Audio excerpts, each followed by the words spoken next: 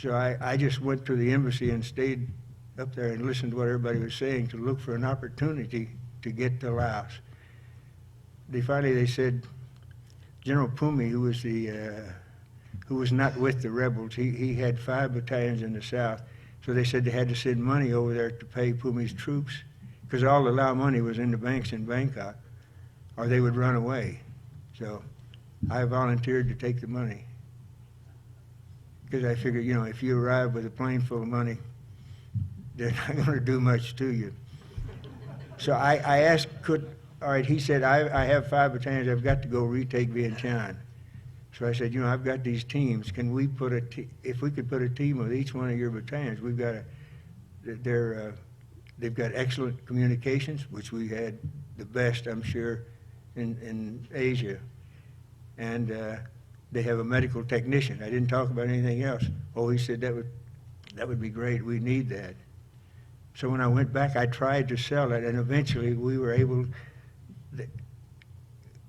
We were able to get those 5 teams into Savannakhet and put one with each battalion when Pumi retook Vientiane, which he did. But what we knew who we were looking for from here. We were looking for Vang Pao, who was the Hmong leader. That's the man we want to see, because the Hmong we knew them in Thailand. They were the ideal guerrilla warfare. They were ideal for that job because they lived in the mountains. They had little contact with the people in the lowlands. They were extremely independent. They wanted to remain their own boss. So they said now North Laos was already lost to the enemy. But we knew the Hmong were still on their mountaintops.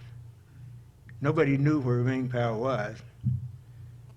We finally found out where he was, and then I finally managed to get a helicopter that we flew up and met. I took a Peru team and we met Vang Pao. I said, what are you going to do? What are you planning to do? And he said, well, we cannot live with the communists. The Hmong, if we either must fight them or we will run away to Thailand. And you know, that was all mountains, they could have done it. And but he said, if you will give us the weapons, we'll fight. I didn't ask him what to fight. I never said one word about that. I said, well, I don't know, but I mean, I'll go back and do my best to get the weapons. But I left the Peru team with him. They had the radio and everything, and you know, these guys are fearless. They you know, I'm dropping them off in a place they had never been, in the mountains with a bunch of wild people they never knew. They did not hesitate. They did not mind staying. And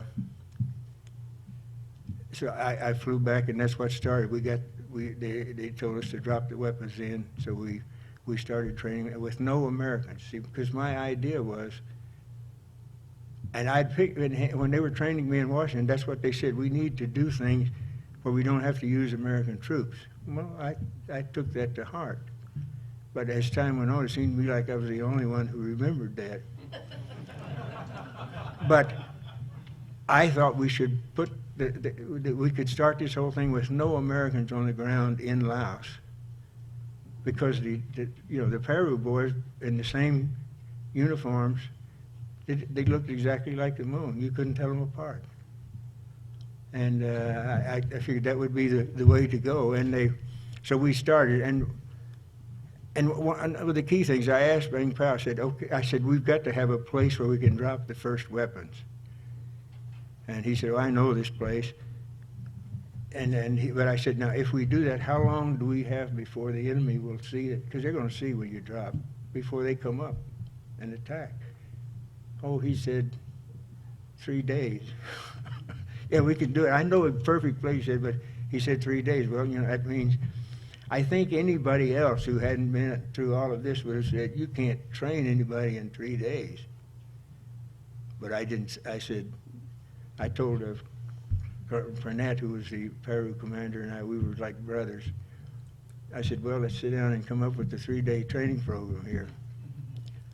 And it was amazing what you can do in 3 days when you have to, and it worked. We trained the first 3 companies. They came up the road just like, they came up the mountain just like they said they would. These 3 went out, ambushed them. They killed a lot of them. The rest ran away, and they didn't lose one person. That's what you need for the beginning. And then it went on from there. We just spread and started arming them, people all around, until I would say within the first 3 months, we had armed at least 5,000. So all of a sudden, in North Laos, instead of it belonging to the communists, we had a friendly presence on the top of we had these guys on the top of every mountain. So it wasn't lost. And, that was how it, that was how it all really started.